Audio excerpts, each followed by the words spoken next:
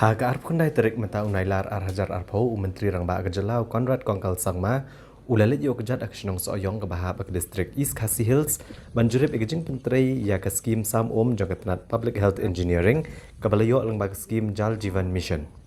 Hakini kejeng net jurip yo Mentri Rangbah la senran lang do Mentri Sarkar uba kemi akan dikatanan uba Samlen Malnyang hago jo kepor ubalang ru MLA akan dikatan rengkat ke officer Jongkatnat PHE.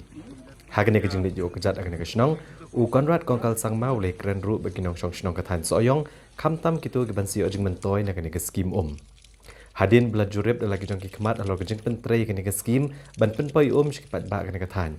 Kamtam agar kompenya jiki pipe Nagaliang Konrad Kongkal Sangma ula penpau kejeng kemen bat kejeng Jngoh ya ke rukom pentrai bat hadin bali i kejeng stat agak pentrai ke skim ha ke snong. Ukermen bagi sarkar MDA kan lak ban poi sekatong.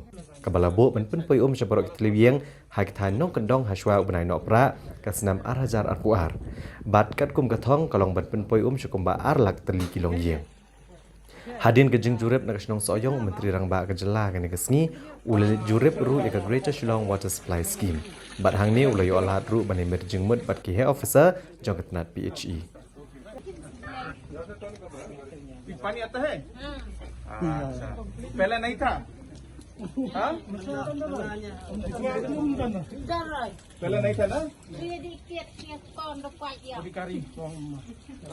पहले ऐसे करी हाँ अभी घर में मिलता ना very good Jngoh bakadai ka jingker ku ka bakraw bangin layo ko miya ka Skhim bangin yo ya ka hala ka jong ka yeng namar hakipor ki balalit no ni syam ya ka jingker haman la namar ni haban suye yang lain ban sim ban te mentah ni Jngoh bakadai ka jingker ku ka bakraw bangin layo hala ki jong ki yeng tingin kalong ru si benta bakum nungin la ban pendon kam tek ya ka umma namar ngilayo dah kor kumne haba don kam ngila pli habam don kam ngila sange te mensuah te kalong kumta ken lada ka haja ka bangin pendon kam bangin yo ban lek khoj ban ei ngi haban antate ka namar ngi jenjar ban sim te mentapat kala long ka jingker khu ko bakra bang la yo mekanik ya ka haman lagi kliu. So we are here today in Sohïong constituency. We are visiting some of the villages out here where the Jal Jeevan program and mission is being implemented.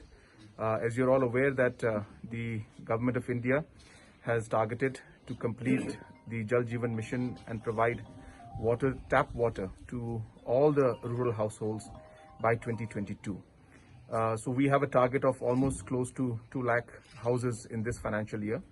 And I'm very happy to see that the PHE department under the able leadership of Sri Samlen Malnyang, who is also the local MLA from here, the PHE minister, and the entire team of the chief engineer and all the other officials of the PHE are doing a tremendous job.